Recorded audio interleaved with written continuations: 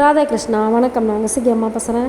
சிவபெருமானின் 64 திருவிளையாடல்களை தினம் ஒரு திருவிளையாடலாக பார்க்குறோம். அந்த வரிசையில் இன்றைக்கி 44வது திருவிளையாடல் இசைவாது வென்ற படலத்தை பற்றி பார்க்க போகிறோம்.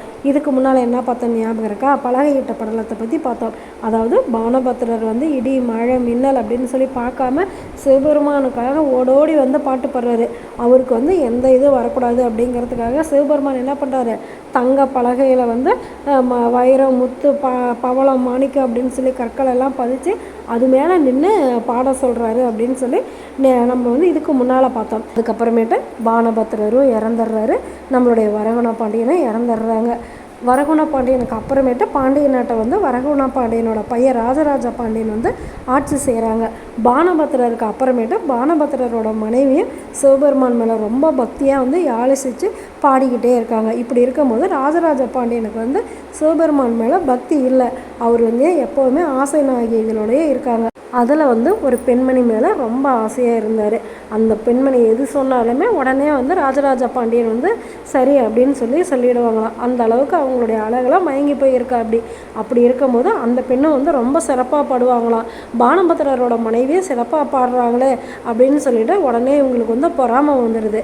உடனே ராஜராஜ பாண்டியன்கிட்ட என்ன சொல்கிறாங்க, நான் தான் ரொம்ப சிறப்பாக பாடுறேன் அப்படின்னாக்கா பானபத்திரரோட மனைவி ரொம்ப சிறப்பாக பாடுறாங்க, அதனால் அவங்களுக்கு கர்வம் வந்துடுச்சு.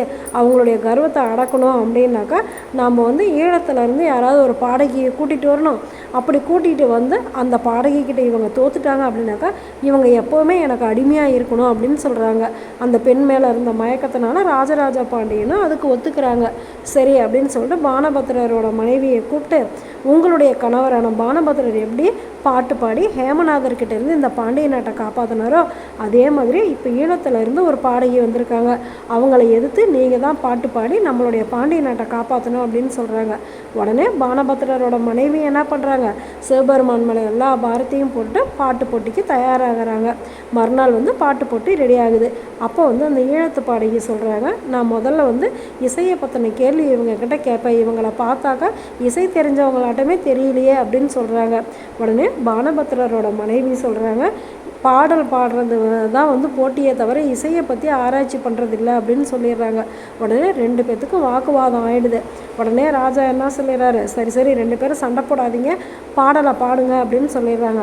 உடனே ஈழத்து பாடகி சொல்கிறாங்க, இந்த பாடல் பாடி நான் ஜெயிச்சிட்டேன் அப்படின்னாக்கா நீங்கள் எனக்கு அடிமையாக இருக்கணும், நீங்கள் ஜெயிச்சிட்டிங்கன்னாக்கா நான் உங்களுக்கு அடிமையாக இருக்கேன் அப்படிங்கிறாங்க. சரி அப்படின்னு சொல்லி பாடல் பாடுறாங்க. பாடிக்கிட்டே இருக்கும்போது எல்லாருக்குமே பானபத்திரரோட மனைவி பாடல் தான் ரொம்ப பிடிச்சிருந்தது. ஆனாலுமே ராஜராஜ பாண்டியன் என்ன பண்ணிட்டாரு, ஈழத்து பாடகியோட பாட்டு தான் நல்லா இருக்குது அப்படிங்கிறாங்க. எல்லாருமே பானபத்திரர் மனைவி பக்கம் பேசும்போது ராஜா மட்டும் என்ன பண்ணுறாரு, ஈழத்து பாடகி பக்கம் பேசும்போது ஒரு பாடலில் எதையுமே முடிவு பண்ண முடியாது, சரி இந்த போட்டி நம்ம நாளைக்கு வச்சுக்கலாம் அப்படிங்கிறாங்க. உடனே சிவபெருமான்கிட்ட போய் இவங்க முறையிடுறாங்க, என்னுடைய கணவருக்கு தான் நீ சோதனையை கொடுத்தனா எனக்கும் இப்படி ஒரு சோதனையை கொடுத்துட்டியே அப்படிங்கும்போது சிவபெருமான் அசரீரியாக ஒரு விஷயம் சொல்கிறாரு, நாளைக்கு கோவிலில் இந்த பாட்டு போட்டியை வைங்க, அப்போ தான் நான் பாடுவேன், இல்லைனா பாட மாட்டேன்னு நீ சொல்லிடு அப்படிங்கிறாரு. உடனே அந்த பானபத்திரரோட மனைவியும் சரி அப்படின்னு சொல்லி ஒத்துக்கிறாங்க. ராஜா கிட்ட போய் சொல்கிறாங்க, கால் மாறி ஆடிய சிவபெருமான் முன்னால் தான் நான் பாடுவேனே தவிர நான் மற்றபடி வேறு எங்கேயும் பாட மாட்டேன் அப்படின்னுறாங்க. உடனே அங்கே பாட்டு போட்டிக்கு ஏற்பாடு பண்ணுறாங்க. அப்படி பாட்டு போட்டிக்கு ஏற்பாடு பண்ணும்போது ஒரு சிவனடியார் வராரு. அவர் நடுவரோட இருக்கையில் போய் உக்காந்துக்கிறாரு. எல்லாருமே யார் இந்த சிவனடியார் அப்படின்னு சொல்லி பார்க்குறாங்களே ஒழிஞ்சு யாருமே ஏன் நீங்கள் இங்கே உட்காந்தீங்க அப்படின்னு சொல்லி கேள்வி கேட்கவே இல்லை. ராஜராஜ பாண்டியன் உட்பட கேட்கவே இல்லை. சரி பாட்டு போட்டி ஆரம்பமாகட்டும் அப்படின்னு சொல்லிடுறாங்க. எல்லாருமே பாடலில் ரொம்ப விரும்பி கேட்டுட்ருக்காங்க. பானபத்திரரோட மனைவி பாடுறது அவ்வளோ நல்லாயிருக்கு. ஈழத்து பாடகியோட பாடல் நல்லா இருந்தாலுமே பானபத்திரரோட மனைவி அளவுக்கு இல்லை அப்படின்னு சொல்லி எல்லாருமே ரொம்ப பெருமையாக பேசுகிறாங்க பானபத்திரரோட மனைவியை. 2 பேரும் பாடி முடிச்சதுமே அந்த சிவனடியாராக வந்தவர் என்ன பண்ணுறாரு, பானபத்திரரோட மனைவி பாடல் தான் ரொம்ப சிறப்பாக இருந்தது அப்படின்னு சொன்னதுமே ராஜராஜ பாண்டியனே என்ன பண்ணுறாரு, ஆமாம் பானபத்திரரோட மனைவி பாடின பாடல் தான் ரொம்ப சிறப்பாக இருந்தது அப்படின்னு சொல்கிறாரு. சொல்லிட்டு திரும்பி பார்த்தாக்கா அந்த சிவனடியாரை காணோம். அப்போ தான் எல்லாருக்கும் தெரிஞ்சது வந்தது சோமசுந்தரேச பெருமாள் தான் அப்படின்னு சொல்லிட்டு. அதுக்கப்புறமேட்டு ராஜராஜ பாண்டியன் தன்னுடைய தவறை உணர்ந்து சிவபெருமான்கிட்ட மன்னிப்பு கேட்குறாங்க. அதுக்கப்புறம் ஈழத்து பாடகியும் அவங்களுடைய கர்வமும் போயிடுது, அந்த ஆசைநாயகியோட கர்வமும் போயிடுது. அப்புறமேட்டு ஈழத்துப்பாடிக்கு வந்து பானபத்திரரோட மனைவி கிட்ட வந்து மன்னிப்பு கேட்குறாங்க. என்னை மன்னிச்சிடுங்க, நான் தெரியாமல் சொல்லிட்டேன், இனிமேல் வாழ்நாள் ஃபுல்லாக நான் உங்களுக்கு அடிமை அப்படிங்கிறாங்க.